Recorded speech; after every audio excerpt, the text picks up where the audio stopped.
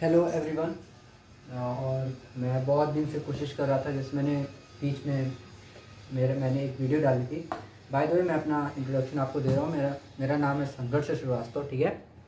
और मैं अभी मतलब एनआईटी में एमएससी के लिए अप्लाई किया हूँ, और जहाँ तक मेरा भी इस बार एडमिशन हो जाएगा, ठीक है। मैंने आईआईटी जैम क्वालिफाई किया हुआ है और टिफ़र क्वालिफाई किया हुआ है। तो मैं आज इस वीडियो में आपको इंटरव्यू टिफ़र में जो होता है, जैसे बहुत सारे जो मेरे मित्र हैं और जो जिनको मतलब लगता है कि या जिन्होंने क्वालिफाई कर रखा है जीएस, तो सबकी एक प्रॉब्लम होती है कि इंटरव्यू में क्या पूछा जाता है या किस तरीके से इंटरव्यू लिया जाता है। तो मैं आज इस पर वीडियो बनाया हूँ, और मैं अपने पर्सनल एक्सपीरियंस इंटरव्यू में जो मैंने दिया इंटरव्यू में, वो मैं आपके साथ आज बताऊँगा, ठीक है। इससे पहले मैंने वीडियो बना रखा है, लेकिन उसमें क्या है कि वो 7-7 मिनट की मतलब 3 वीडियो है, ठीक है। और मैं मतलब मेरा डिवाइस भी काम नहीं कर रहा था, तो जिस कारण मैंने बना दिया था। मैंने मतलब अपने जो मित्र थे, जो मेरे जानने वाले थे, मैंने उनको शेयर किया था। 2-3 लोग थे, वो ज़्यादा नहीं, लेकिन बहुत लोग का भी ये परेशानी है। तो मैं इस वीडियो में वो चीज़ पूरा करता हूँ। और इस साल जो आईआईटी जैम, टिफ़र और सीईटी इन सब की तैयारी कर रहे हैं, तो उनके लिए बहुत ज़्यादा यूज़फुल है, क्योंकि इस साल मैं देख रहा हूँ 2026 में शायद कॉम्प्लेक्स एनालिसिस भी जुड़ गया है। तो जो कि बहुत इम्पॉर्टेंट सब्जेक्ट होता है, या जो कि बहुत इम्पॉर्टेंट होता है, ठीक है। पेपर होता है जो पूछा जाता है। अगर कॉम्प्लेक्स जुड़ गया है इस बार, अगर कॉम्प्लेक्स इस बार आईआईटी जैम में जुड़ा है, तो हो सकता है फिर इस बार पेपर जितना ज़्यादा सिलेबस उतना इजी पेपर बनता है, या उतना मतलब थोड़ा मॉडरेट पेपर बनता है। इस बार का जो पेपर बना था जैम का 2025 का, वो तो मॉडरेट था, इजी भी नहीं बोल सकते, लेंदी था, जिस कारण इस बार कट ऑफ भी बहुत अच्छी गई है, ठीक है। तो मैं आप सबसे उस बारे में बात करूँगा। तो पहले तो हम लोग शुरू करते हैं। जैसे मैं टिफ़र का इंटरव्यू दिया हूँ इस साल। मैंने इस बार टिफ़र क्वालिफाई किया हुआ है। मैंने इस बार टिफ़र और आईआईटी जैम दोनों क्वालिफाई किया हुआ है। इससे पहले मैंने जैम का पेपर दिया था, जो कि मैं क्वालिफाई कर चुका था। मैंने 2 बार ये पेपर दिया है और दोनों बार मैंने क्वालिफाई किया है, ठीक है। और पिछली बार मेरी रैंक थोड़ी डाउन थी, लेकिन इस बार रैंक मेरी थोड़ी अच्छी है। मतलब ज़्यादा इम्प्रूव नहीं बोलूँगा, लेकिन हाँ अच्छी है। इतनी अच्छी है कि मुझे टॉप एनआईटी मिल रही है, ठीक। अब मैं आपको वो रैंक साझा नहीं बता पाऊँगा, ठीक है। तो मैंने ये दोनों पेपर क्वालिफाई किया हुआ है, लेकिन मैं यहाँ इंटरव्यू तक गया हूँ, ठीक है। मैं यहाँ इंटरव्यू तक गया हूँ, और लकली या अनलकली बोल सकते हैं। लकली मेरा इंटरव्यू तक मैं गया, लेकिन अनलकली मैं इंटरव्यू में सिलेक्ट नहीं हुआ। तो मैं आज आपसे इस बारे में बात करूँगा, इंटरव्यू में मुझसे क्या पूछा गया, मैंने कहाँ गलतियाँ करी, कहाँ मैंने सही किया, ठीक है। तो मैं आपसे वो चीज़ आज साझा करूँगा। लेकिन होता है कभी कभार ये भी होता है कि ज़्यादा देर तक इंटरव्यू ये भी जरूरी है, जिसका बहुत ज़्यादा देर हो उसका हो जाए। क्योंकि मैं जब इंटरव्यू में गया, तो मेरा, या ये बात मैं आपको लास्ट में बताऊंगा, ठीक है। ये बात लास्ट में, कुछ सस्पेंस रहने देते हैं। तो अच्छा ठीक है, मैं टिफ़र इंटरव्यू के बारे में आपको बताता हूँ।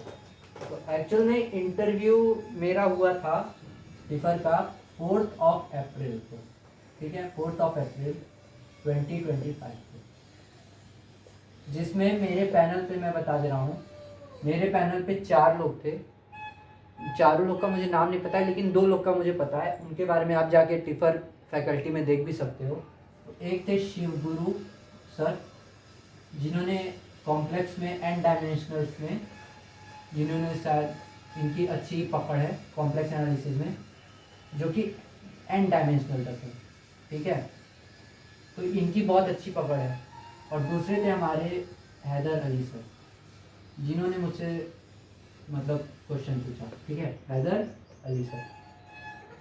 तो ये दोनों, ये शायद रियल एनालिसिस में इनकी पकड़ अच्छी है। रियल पकड़ तो इनकी भी अच्छी है, लेकिन एक होता है ना कि स्पेसिफिक, मतलब एक स्पेसिफिक, मतलब इसी में हम बहुत अच्छे हैं, मतलब इसमें हम बहुत अच्छे हैं। है तो हमारी पकड़ सब में है, लेकिन हम इसमें बहुत अच्छे हैं। तो वो कॉम्प्लेक्स एनालिसिस एंड डायमेंशनल की थी, और ये रियल एनालिसिस, ठीक है। तो मुझसे जो इन लोगों मुझसे इन्हीं लोग ने क्वेश्चन पूछा, और मेरा टोटल इंटरव्यू हुआ था 50 मिनट्स अप्रॉक्स, ठीक है। 50 मिनट्स अप्रॉक्स मेरा इंटरव्यू हुआ था। अब बात करते हैं तो मुझसे पहला क्वेश्चन क्या पूछा गया। जैसे मैं वहाँ गया तो उन्होंने मुझसे पहले जनरल सवाल पूछे कि आपका नाम क्या है, कहाँ से आपको, और क्या क्या आप मतलब पढ़ के आए हो। तो मैंने बोला सर मैं पढ़ के तो सब कुछ आया हूँ, IIT एग्जाम में मेरे सिलेबस में जितना था मैं सब पढ़ के आया हूँ, लेकिन बहुत सारी चीज़ें मैं भूल भी जाता हूँ। मतलब ये तो नहीं बोला मैं भूल जाता हूँ, लेकिन मैं बोला कि सर बहुत सारी चीज़ें मुझे हो सकता है नहीं पता है। जैसे उन्हें बोला अच्छा आपको क्या नहीं पता है। मैंने बोला सर यूनिफॉर्म कंटिन्यूटी मैंने नहीं पढ़ी है।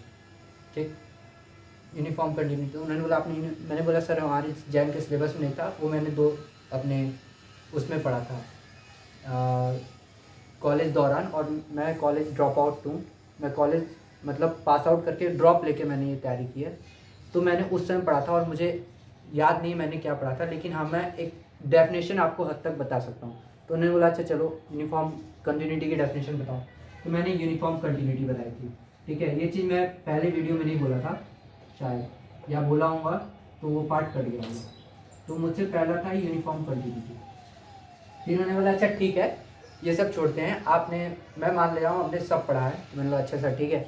उन्होंने बोला आपने अच्छे से क्या क्या पढ़ा है। तो वो मेरी बेवकूफ़ी बोल सकते हैं, क्योंकि मुझे इतना इस पर कॉन्फिडेंस था, मुझे कॉम्प्लेक्स एनालिसिस पे कॉन्फिडेंस था। मैंने बोला सर कॉम्प्लेक्स मैंने पढ़ी है। तो जो शिव गुरु थे उनका पहले रिएक्शन था आपने पढ़ी है कॉम्प्लेक्स। मैंने बोला हाँ सर। बोले आप श्योर हो। मैंने बोला हाँ सर। ठीक, और प्लस मैंने बोल दिया मैंने रियल पढ़ी है, मतलब मेरा रियल क्लियर है। तो उन्होंने बोला ठीक है। अब इसके बाहर से वो कुछ नहीं गए।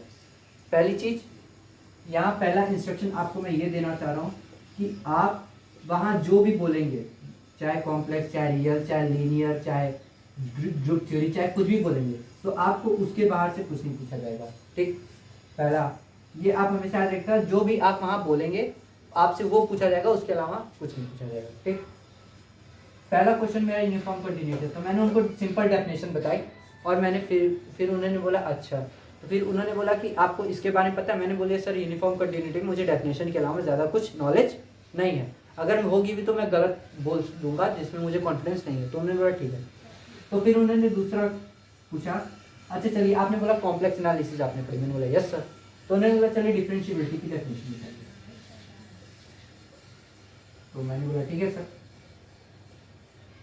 तो मैंने उनको डिफरेंशिएबिलिटी की डेफिनेशन बताई कि डिफरेंशिएबिलिटी सर वो होती है, मैंने एक्चुअल मुझे अभी डिफरेंशिएबिलिटी बुक खोल के देखना पड़ेगा मैंने क्या एक्चुअल वर्ड लिखे हैं। मैं एक्चुअल वर्ड नहीं आपको बताऊंगा इस वीडियो में, वो थोड़ा बहुत लंबा खिंच जाएगा। मैं आपको इतना बताऊंगा, डिफरेंशिएबिलिटी हम लोग कॉम्प्लेक्स प्लेन पे किसी भी पॉइंट पे तभी बोलते हैं, जेड नॉट या वो भी पॉइंट है जब उसके अराउंड एक ओपन बॉल एग्जिस्ट करती है। ठीक है, ओपन बॉल एग्जिस्ट करती है, उसके नेबरहुड के जितने भी पॉइंट है लिमिट उस पॉइंट पर जा रही है, उसके नेबरहुड में। ठीक है, तो ये होती है डिफरेंशिएबिलिटी। ये क्या हो जाती है डिफरेंशिएबल, मतलब हम लोग बोलते हैं कि इस पॉइंट पे फंक्शन डिफरेंशिएबल है। और हमेशा ये जो होता है, और डिफरेंशिएबिलिटी हमेशा कॉम्प्लेक्स नंबर में कॉम्प्लेक्स प्लेन पर हम लोग बोलते हैं। ठीक है, कॉम्प्लेक्स प्लेन पर हम लोग बोलेंगे। ठीक, लेकिन यहाँ मेरी अच्छा फिर मैंने जब डिफरेंशिएबिलिटी का उन्होंने बताया, मैंने डेफिनेशन बताई, अब फिर उसके बाद वो मुझसे बोलते हैं कि आपने डिफरेंशिएबिलिटी की डेफिनेशन बताई ठीक है, फिर आप मुझे कोई एग्जांपल दीजिए। तो मैंने उनको एक एग्जांपल दिया। एग्जांपल मैंने दिया 1/z, ये z पे डिफरेंशिएबल नहीं है। ठीक, z बराबर 0 पे डिफरेंशिएबल नहीं है। ठीक, और दूसरी चीज sin 1/z, मैंने ये बोल दिया, ये भी z बराबर 0 पे डिफरेंशिएबल, मैंने ये सब बोला। अब उसके बाद मैंने बोला ठीक है, अब आप ये एग्जांपल छोड़िए, अब इसको हम लोग हटाते हैं, आप डिफरेंशिएबिलिटी की डेफिनेशन लाइए। तो मैंने बोला सर वो पॉइंट जहाँ पे RHD और LHD दोनों इक्वल हो, मतलब राइट हैंड डेरिवेटिव और लेफ्ट हैंड डेरिवेटिव इक्वल होना चाहिए। ठीक है, और उस पॉइंट पे f ऑफ z नॉट भी इक्वल होना चाहिए। तो ये फंक्शन बोल देंगे हम लोग, ये आई थिंक कॉन्टिन्यूटी वाला है, राइट हैंड और लेफ्ट हैंड डेरिवेटिव एग्जिस्ट करना चाहिए और दोनों इक्वल होना चाहिए। तो हम लोग बोल देंगे, ये चीज़ आप हटा दिए, कॉन्टिन्यूटी है, सॉरी। तो ये चीज़ हम लोग जब ये एग्जिस्ट करेगा, राइट हैंड और लेफ्ट हैंड इक्वल भी होगा और एग्जिस्ट भी करेगा, तो हम लोग बोल देंगे फंक्शन डिफरेंशिएबल है। और वो पॉइंट हमें कैसे पता लगेगा, क्योंकि इसके अराउंड एक ओपन बॉल एग्जिस्ट करनी चाहिए। ठीक, अब ये इंटीरियर, और दूसरी चीज ये इंटीरियर पॉइंट होना चाहिए। अब ये चीज तो मैं बोल रहा हूँ, लेकिन ये चीज अब उन्होंने क्या बोला, ठीक है आप बोर्ड पे जाइए और इस डेफिनेशन को लिख के दिखाइए। तो मैंने डेफिनेशन लिखने में बहुत मिस्टेक कर दी। दूसरा पॉइंट ये था कि मैंने डेफिनेशन लिखने में मिस्टेक कर दी। डेफिनेशन थी वो मुझसे मिस्टेक हो गई। मतलब मैं ओपन बॉल या बोल रहा हूँ कि ये ओपन बॉल एग्जिस्ट करनी चाहिए इस पॉइंट के अराउंड, लेकिन मैं ये चीज़ लिख नहीं रहा हूँ। There exist an open ball around the z naught when we say that the function is differentiable, f z is differentiable, but मैं ये चीज़ बोल नहीं रहा हूँ। Then we say that and we say that नहीं बोल सकते। और हमें ये भी बताना होता है कि लेफ्ट हैंड और राइट हैंड डेरिवेटिव एग्जिस्ट करनी चाहिए और इक्वल होनी चाहिए। ठीक है, अब ये चीज़ मैं लिख दिया हूँ, लेकिन मैंने बस यहाँ नहीं लिखा ओपन बॉल, और जिसका उन्होंने मुझे एक तरह से वो भी दिए, हिंट भी दिया, और बहुत हिंट दिए। ऐसा नहीं उन्होंने मुझे हिंट दी, बहुत हिंट दी, लेकिन मैं उस हिंट को कैप्चर नहीं कर पाया। मैं ये चीज़ बोलता रहा हूँ लेकिन लिख नहीं रहा हूँ। ये मेरी थी पहली गलती। First mistake of mine is I wrote the definition wrong and then the definition is wrong and I was not explaining the definition correctly. Okay, और मैंने इसको करेक्टली भी नहीं बोला तो करेक्ट, लेकिन लिखा नहीं, मेनली लिखा नहीं। ठीक है, और आप जो भी बोर्ड पे लिखते हो, आप कहीं भी इंटरव्यू में चले जाओ, टिफर, ISC, आइजर, किसी में भी चल जाओ, आप जो भी बोर्ड पे यहाँ लिखोगे वहीं से सवाल आते हैं और कहीं से नहीं देंगे, कहीं से नहीं पूछते। जो आपने board, whatever you should written on the board, they should be asked from here. Okay, ये मेरी डिफरेंशिएबिलिटी की गलत थी, पहली चीज़। दूसरी चीज़, और मैं यहाँ जब उनको एग्जाम्पल फिर उन्होंने मुझसे बोला, फिर उसके बाद इस टॉपिक पे हम लोग का 10 मिनट 12 मिनट 13 मिनट जो भी हुआ, 12-13 मिनट, तो उन्होंने मुझसे पूछा, मैंने आंसर किया, और फिर उन्होंने मुझसे कुछ और भी चीज़ें पूछी, तो मैं मतलब डिफरेंशिएबिलिटी डेफिनेशन से ही टोटल, फिर मतलब मुझे पूरी चीज़ रिमेंबर नहीं हो रही है, लेकिन हाँ मुझसे ये चीज़ पूछी गई थी। अब दूसरी चीज़ मुझसे क्या पूछी गई, जो मैंने एग्जांपल लिया, फिर उन्होंने बोला ओके ठीक है, आप हम समझ गए आपको डिफरेंशिएबिलिटी आती है।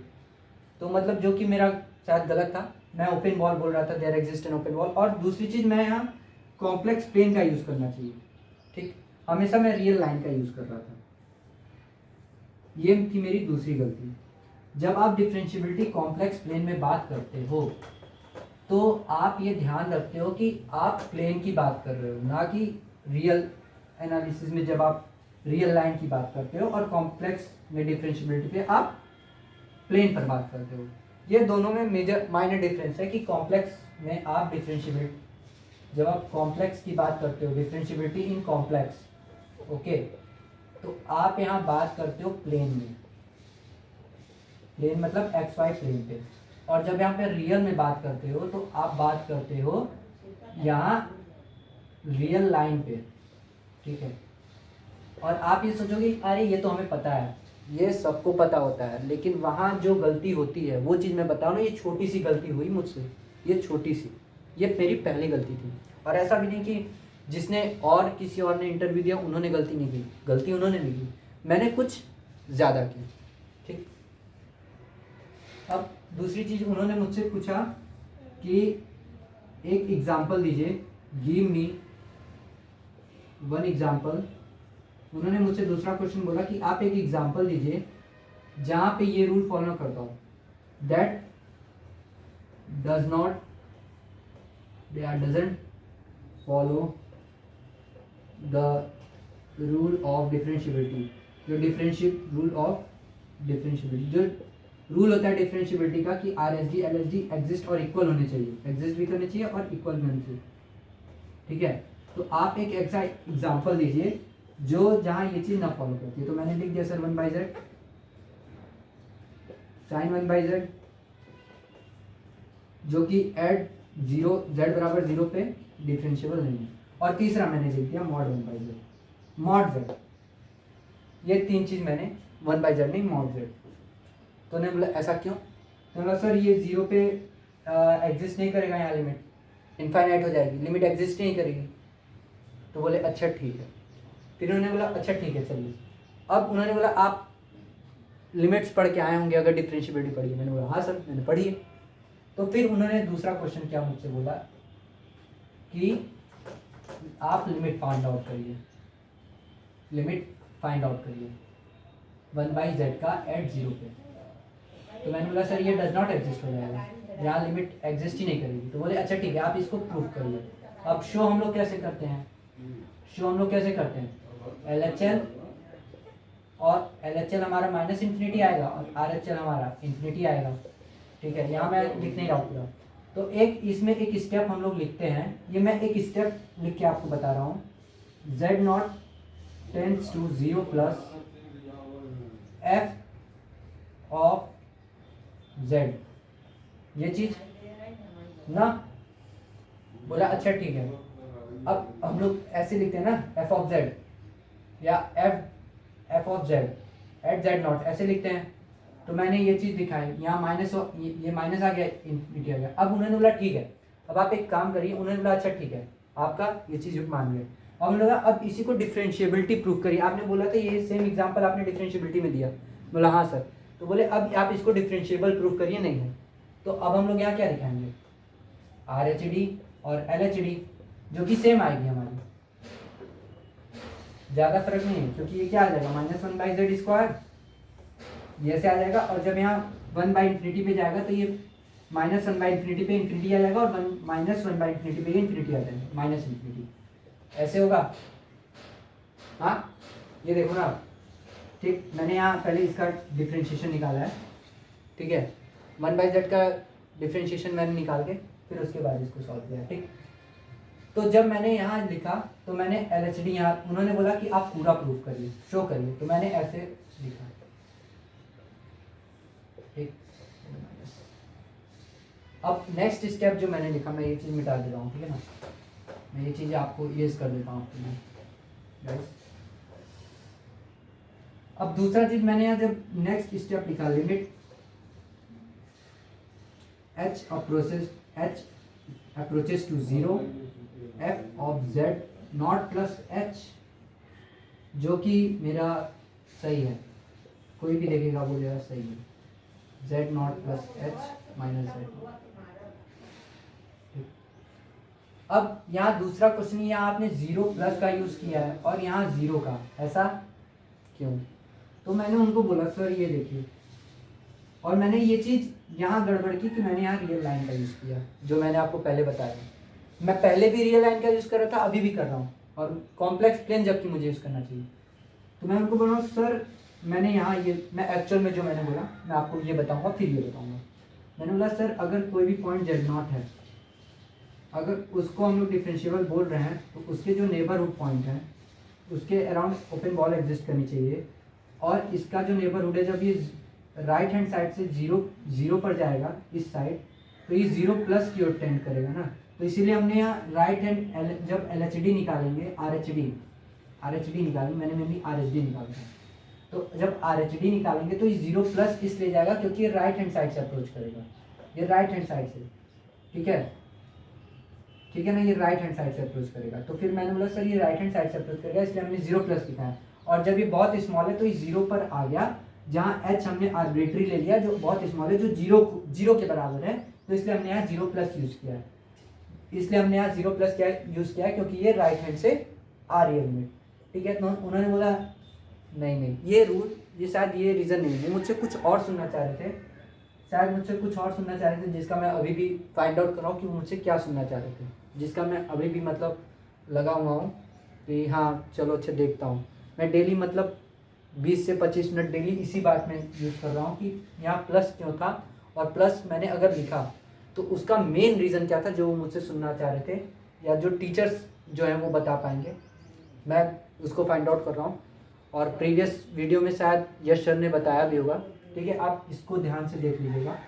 तो ये चीज़ मैंने गलत बोली और यहाँ मैं रियल लाइन का यूज़ किया, तो ये थी मेरी तीसरी गलती, तीसरी या दूसरी गलती, सेकेंड मिस्टेक मेरी है, ठीक।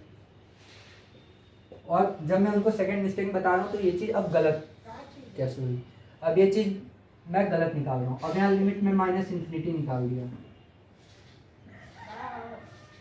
और मेरी इन्फिनिटी आ गई। मैंने बोला सर ये माइनस इन्फिनिटी आ गया, अब ये एग्जिस्ट नहीं करेगा। बोला क्या? मैंने बोला सर ये एफ ऑफ जेड लिख लीजिए, 1/z0 प्लस एच माइनस में 1/z0, 1/z0 क्या हो जाएगा? एफ ऑफ z0 पे वैल्यू क्या आ जाएगी? 0।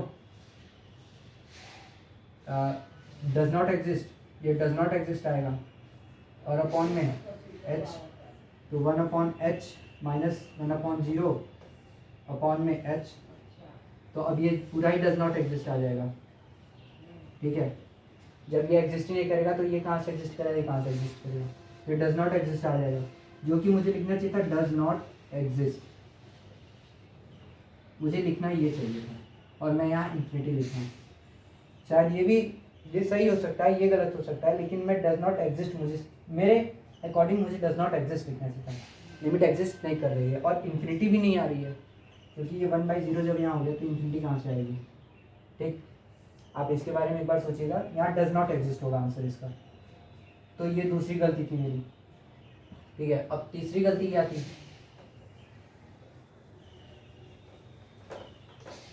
अब तीसरी गलती क्या थी? अब तीसरी गलती मेरी ये थी कि फिर उन्होंने मुझे बोला ठीक है आप एक काम करिए, फिर जो मतलब इस बारे में मुझे लग रहा है कि हम लोग का बहुत ज़्यादा चर्चा हुआ था, हम लोग का इस बारे में बहुत ज़्यादा चर्चा हुआ था।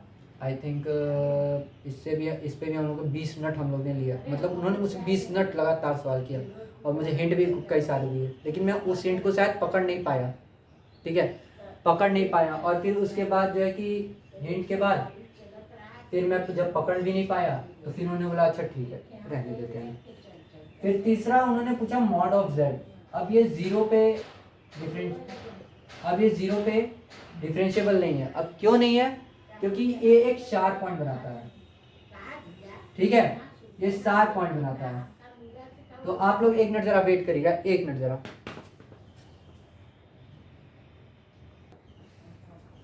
ठीक है, हाँ मैं क्या बता रहा था कि यहाँ z बराबर 0 पे ये शार्प पॉइंट होता है, क्योंकि यहाँ से सडनली ग्राफ चेंज हो जाता है। ये ऐसे भी नहीं जा रहा है, देखो यहाँ ग्राफ ब्रेक हो रहा है। 0 पे आप देखो तो ये ग्राफ जो है ब्रेक हो रहा है। ये कंटिन्यूटी पॉइंट जब ये कंटिन्यूअस नहीं है तो डिफरेंशिएबल कहाँ से होगा? आपने ये चीज तो पढ़ा है कि differentiability imply continuity and not continuous, but it doesn't, continuity doesn't imply differentiability, but not continuous imply not differentiability। ये चीज तो आपने पढ़ा है। तो मैंने ये चीज उनको बोला, जब यहाँ से कंटिन्यूस नहीं, क्योंकि यहाँ ग्राफ अचानक चेंज हो रहा है। देखो ये ऐसे जा रहा है, ये ऐसे भी नहीं जा रहा है, ये ऐसे फिर ऐसे जा रहा है। ये देखो ये ब्रेकिंग पॉइंट हो जाता है एक तरह से। ठीक है, ये शार्प पॉइंट हो जाता है। तो फिर जब मुझे यहाँ लिमिट शो करने के लिए बोला गया, तो जब मैंने लिमिट निकाली RHD निकाली मैंने, क्योंकि उन्होंने बोला कि आप RHD लेके पहले सॉल्व करिए। जब मैंने RHD निकाली तो मेरी आ रही है 1। फिर उन्होंने क्या बोला कि आप -1 बाई सीक्वेंस ले लीजिए, ये सीक्वेंस लेके सॉल्व करिए। और जब हम सीक्वेंशियल क्राइटेरिया किसी भी लिमिट पे सॉल्व निकालते हैं या सीक्वेंशियल क्राइटेरिया फॉर डिफरेंशिएबिलिटी यहाँ अप्लाई करेंगे, तो हमारी लिमिट चेंज नहीं होनी चाहिए, हमारी लिमिट सेम होनी चाहिए। तो ये थी मेरी तीसरी गलती कि मेरी लिमिट डिफरेंट आ रही थी। जब मैं सीक्वेंशियल क्राइटेरिया -1/n लेके कर रहा हूँ तो मेरी आ रही -1, और जब मैं यहाँ ये लेके कर रहा हूँ मेरी आ रही है 1, जो कि गलत है। और जो कि मैंने आने के बाद अपने एक मित्र से मैंने वो चीज़ डिस्कस किया, उसने भी सेम गलती करी जो मैंने करी। फिर मैंने उससे पूछा कि भाई ऐसा क्यों? तो बोलता है कि यार मुझे नहीं पता, क्योंकि मैंने उसको ये बोला कि भाई सीक्वेंशियल क्राइटेरिया यूज़ कर रहा है तो ये चीज़ दोनों लिमिट सही एक होनी चाहिए, डिफरेंट लिमिट नहीं आनी चाहिए जब आप सीक्वेंशियल क्राइटेरिया यूज़ करते हो। भाई वो भी तो लिमिट निकालने का एक तरीका है, या लिमिट को प्रूव करने का कि यही लिमिट आएगी, वो प्रूव करने का एक तरीका है। ठीक है, तो ये थी मेरी तीसरी गलती। और इस पे हम लोग का चला था 10 मिनट, तो बीच में 12 मिनट, 10 मिनट और 15 मिनट ऐसे कुछ चला था। 15, हाँ ऐसे मान लो टोटल 50 मिनट चला था। ठीक है, इंट्रोडक्शन भी आप ले लो, उसमें इंट्रोडक्शन 8-9 मिनट का, 7-8 मिनट का इंट्रोडक्शन ले लो। उन्होंने हंसी मजाक भी शुरू में गया तो उन्होंने मस्ती भी करी। ठीक है, कि आप कहाँ से ग्रेजुएशन हो ये। फिर उन्होंने बोला अरे पढ़ाई होती है ये, तो उन्होंने मतलब पहले शुरू में माहौल लाइटली किया, तो शुरू में उन्होंने थोड़ा मतलब मुझे वो रखा, लाइट रखा कि मैं थोड़ा पैनिक ना करूँ। फिर उन्होंने जब मुझसे क्वेश्चन पूछा, और ये चीज़ आप इंटरव्यू में हमेशा याद रखना, ठीक है। ये था मेरा पूरा इंटरव्यू। तो मैंने ये बता दिया आप मैंने गलती कहाँ करी, मुझसे क्या क्या पूछे गए। तो यहाँ 2-3 चीज़ मैं आपको बताना चाहूँगा इंटरव्यू के पर्पज़ से, ठीक है। और मेरा यहाँ सिलेक्शन नहीं हुआ है, इंटरव्यू में मैं छड़ गया हूँ, ठीक है। पहली चीज़ मैंने गलती करी कि मैंने उन्हीं का टॉपिक में उनको फंसाने की सोचा। मैं 1/z एग्जाम्पल क्यों ले रहा था, या साइन 1/z क्यों ले रहा था, ठीक है। ये दोनों एग्जाम्पल मेरा लेने का एक ही मोटो था, सिंगुलरिटी, क्योंकि मेरा ये वाला topic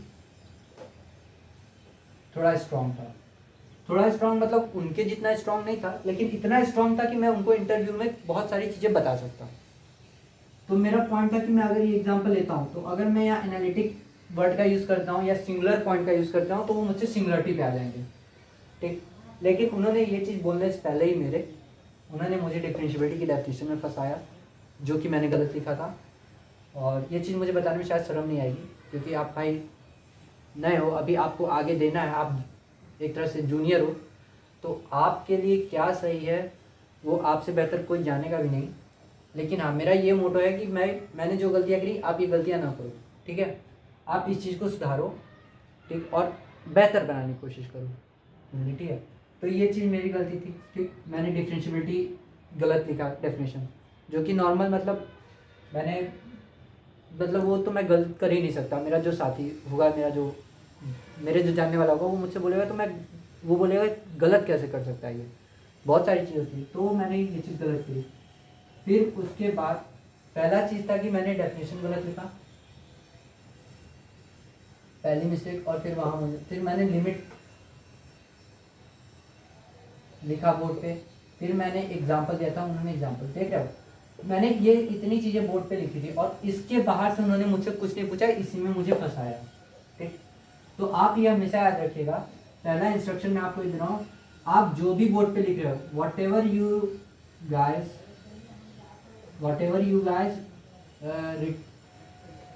written on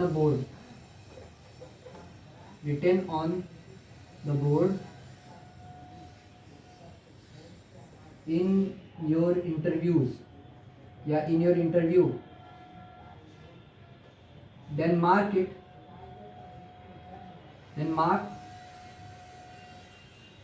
it should be correct, okay. Yeah, then clear your point, then clear your, या बोल सकते हैं आप whatever this, yeah, that should be correct, okay। ये चीज़ दूसरी। और अगर आप वहाँ कुछ गलत बोल भी रहे हो, तो इसमें कोई घबराने वाली बात नहीं है, वो आपको गाइड करेंगे, ठीक है। ऐसा नहीं, क्योंकि वो भी ये जानते हैं, वो भी इस दौर से गुजरे हैं, वो भी बहुत जगह जब इंटरव्यू दिए होंगे, बहुत जगह अगर उन्होंने अपनी रिसर्च की होगी, तो वो भी गलत होंगे। आप ही गलत नहीं हो, वो भी गलत होंगे जो आपका इंटरव्यू ले रहे हैं, ठीक है। तो ये चीज़ आप हमेशा याद रखना। ये पहला इंस्ट्रक्शन है। और दूसरा इंस्ट्रक्शन आपको मैं ये देना चाहूँगा कि पैनिक मत करना, जो कि मैं हो गया था। दूसरा, panic, don't get panic, okay. मैं शुरू में ही पैनिक हो गया था, तो ये चीज़ था। बताने के बावजूद, क्योंकि मेरे ख्याल से जो पढ़ता है उसी को दिक्कत होती है, या बोल सकते हैं जो पढ़ता है उसी को लगता है कि भाई वही घबराता है ज़्यादा। जो नहीं पढ़ के जाएगा उसको नहीं घबराता ज़्यादा, बोलता है यार बोल देंगे, जो आएगा बोल देंगे, जो नहीं आएगा नहीं बोलेंगे। या कि जो कम पढ़ के जाता है, या जो उतना ही पढ़ के जाता है जितना उससे पूछा जाए, वो बेहतर करता है। और दूसरी चीज़ या जो जिस टॉपिक में स्ट्रांग रहता है, वो वही टॉपिक करके जाता है और उसको बोलता है सर यही है मैंने पढ़ा, तो वो शायद वो क्वालिफाई करता है। मैं बोल दिया, जो कुछ मैं बोले, मैं बहुत कुछ पढ़ के आया हूँ, मतलब सब जितना जैम के सिलेबस में था सब पढ़ के आया हूँ। और दूसरी चीज़ मैंने गलती की, मैंने कॉम्प्लेक्स एनालिसिस बोल दिया, जो कि मुझे लगा कि इंटरव्यू के बाद मेरा स्ट्रॉन्ग नहीं है, मुझे लगता था स्ट्रॉन्ग है बट ऐसा हुआ नहीं। और रियल एनालिसिस, ठीक है। तो आप कहीं भी इंटरव्यू दे जाओ, आईएससी, टिफर, आईएससी में चले जाओ, टिफर में चले जाओ, और टिफर कैंप मैं एक्चुअल में गया था, टिफर कैंप बेंगलुरु, ठीक है, टिफर कैंप बेंगलुरु, जो कि एप्लीकेबल मैथमेटिक्स है, जहाँ कॉम्प्लेक्स एनालिसिस और पार्शियल डिफरेंशियल की से रिसर्च होती है। आप कहीं भी चले जाओ तो आप फैकल्टी एक बार देख लेना कि वहाँ क्या क्या फैकल्टी है, क्या किस किस पे उन्होंने रिसर्च की है, ठीक है। तो आप ये चीज़ ज़रूर देख लेना। अगर हो सके, अगर आपके फैकल्टी में, अगर आपके पैनल पे वो आ गए, तो फिर आप एक अंदाज़ा लगा सकते हो कि हाँ वो क्या पूछ सकते हैं, ठीक है, अगर आप अच्छे स्टूडेंट हो या एनालाइज करके पढ़ते हो, ठीक है ना। और हाँ, तीसरी चीज़ ये कि आप बोर्ड पे जो भी लिखो वो क्वेश्चन नहीं, ये तो मैं पहले बता दूँ, बोर्ड पे जो भी लिखो सही लिखो और आंसर सही देने का कोशिश करना, ठीक है। आंसर हमेशा सही देने का कोशिश करना। मैं सही देने का कोशिश किया, मैंने बहुत सारे आंसर सही भी दिए, लेकिन मैंने आपको वही चीज़ बताया जो मेरी गलती थी, ठीक है। और यह भी जरूरी नहीं है कि आपका 50 मिनट इंटरव्यू हो या 1 घंटा इंटरव्यू हो तो आपका सिलेक्शन हो ही जाए, ठीक है। और यहाँ एक रूल और है, ठीक है, जो कम भी देता है, जैसे कोई 20-20 मिनट में हो जाता है, पता चल जाता है हाँ ये कर ले जाएगा, तो वो ले लेते हैं, ठीक है। मतलब मैं ही और एक लड़का था जिसका, या 2 लड़के थे जिनका इंटरव्यू लगभग मेरा 50 मिनट का, एक का 55 मिनट का, और एक का चला था 1 घंटा 10 मिनट का, ठीक है। हम ही लोग का इतना चला था, बाकी किसी का उतना नहीं चला था, बाकी सबका 20 मिनट, 25 मिनट, 30 मिनट ऐसे चला, ठीक। तो आप ये चीज़ हमेशा एश्योर करना, और ये चीज़ आप हमेशा देखना, जैसे आप ये सब इंटरव्यू क्यों क्रीम मानी जाती हैं, ठीक है, क्यों आप बोलते हैं आईआईटी से क्यों बेटर है ये, आईएससी, टिफर, आईसर, इसलिए क्योंकि यहाँ जो है ना, यहाँ अगर आपका 90, जैसे मेरे इंटरव्यू में 90 लोग आए थे, 90 में से सिलेक्ट हुए थे 14, ठीक, मतलब 5 बच्चे पे एक लड़का सिलेक्ट हुआ था, 1/5। अब देखो तो आप अगर यहाँ 17 सीट है, मान लो 17 सीट है, तो अगर 4 ने इंटरव्यू अच्छा किया तो ये 4 ही को लेते हैं, बाकियों को नहीं लेंगे। इन्हें सीट भरने से मतलब नहीं, जैसे बहुत इंस्टीट्यूशन में होता है सीट भरते हैं, यहाँ सीट नहीं भरते, यहाँ उन्हीं स्टूडेंट को लेते हैं जो एक्चुअल में कुछ कर सकते हैं, ठीक है, और जो लाइफ में बहुत आगे बढ़ सकते हैं, या जिनके पास अच्छी नॉलेज होती है, जो जिनके पास ग्रैब करने की अच्छी नॉलेज, जैसे वो अपॉर्चुनिटी देखे, जैसे होता है ना कि आप अपॉर्चुनिटी देखे उसको ग्रैब किए, ठीक है, वो चीज़ होती है। और यहाँ मतलब आपका अप्रोच देखते हैं, हाँ ये चीज़ मैं बताना भूल गया, दिमाग निकल गया, कि अप्रोच हमेशा सही रखना, ये बहुत ज़रूरी है। आपकी अप्रोच वो देखते हैं, ये नहीं देखते आपने कितना सही बताया, कितना गलत बताया, अप्रोच क्या है, आप उस पॉइंट को पकड़ पा रहे हो नहीं, जो आपने बोर्ड पे लिखा है आप उसको आगे कर पा रहे, आप कंक्लूजन निकाल पा रहे हो कि नहीं, अप्रोच के साथ आपका कंक्लूजन, ठीक है। तो मैं एक चीज़ बोल सकता हूँ, मेरी अप्रोच सही थी बट मेरा कंक्लूजन गलत था बहुत ज़्यादा, तो इसलिए मैं छट गया, ठीक है। ये था मेरा इंटरव्यू एक्सपीरियंस, ठीक है। तो आगे आपको अगर किसी भी चीज़ में समस्या आएगी तो मैं आपको गाइड करने के लिए हूँ, ठीक है। और आगे मैं जैसे अभी कॉम्प्लेक्स में पढ़ रहा था, क्योंकि मैं जब इंटरव्यू दे के आया तो मैंने सोचा कि नहीं अभी मुझे और मजबूत करना है, तो जैसे मैं 1 महीने का भी ब्रेक लेके आया हूँ, अभी मैं छुट्टियाँ बिता के आया हूँ। जैसे मैं इंटरव्यू दे के आया तो मैं, मेरे घर बहुत फंक्शंस थे, मैंने फंक्शन एंजॉय किया, छुट्टियाँ बिताई है। अब कल से मैं मतलब अब कल से मैंने अपनी पढ़ाई शुरू की है, तो कल से मैं कॉम्प्लेक्स एनालिसिस पे पढ़ रहा हूँ दोबारा। मतलब जो मैंने पढ़ा है, जितना मुझे नॉलेज है वो तो है, लेकिन उतना मुझे और अच्छे से करना है, वही चीज़ मैं दोबारा पढ़ रहा हूँ और अच्छे से। मैंने क्या क्या मिस आउट किया या क्या हाँ मुझे बेहतर होना चाहिए था, मैं ये चीज़ देख रहा हूँ। और मुझे एक मतलब मेरे कॉलेज लाइफ में मुझे कॉम्प्लेक्स एनालिसिस में वो चीज़ नहीं पता थी जो मैंने आज कॉम्प्लेक्स में पढ़ी है, और वो मैं आपको अपने नेक्स्ट वीडियो में ज़रूर बताऊँगा, ठीक है। जो कि कॉलेज वाले बच्चे शायद नहीं पढ़ते, ठीक है। जो चीज़ जानना बहुत ज़रूरी है, जो नॉर्मल बच्चे जो तैयारी करते हैं, जैसे मैंने नहीं पढ़ी थी, तो मेरे जैसे बहुत लोग ने नहीं पढ़ी थी वो चीज़, तो मैं आप सबके लिए वो वीडियो ज़रूर डालूंगा। और वो एक नई थ्योरी है जो शायद आप लोग ने नहीं पढ़ी है अपने कोर्स में या अपने कॉलेज के दौरान, तो मैं वो चीज़ आगे आपको ज़रूर डालूंगा। सो थैंक यू मेरा वीडियो देखने के लिए, और इसको आपको जितने लोग को शेयर कर सकते हैं करें। Thank you and all the best for your future.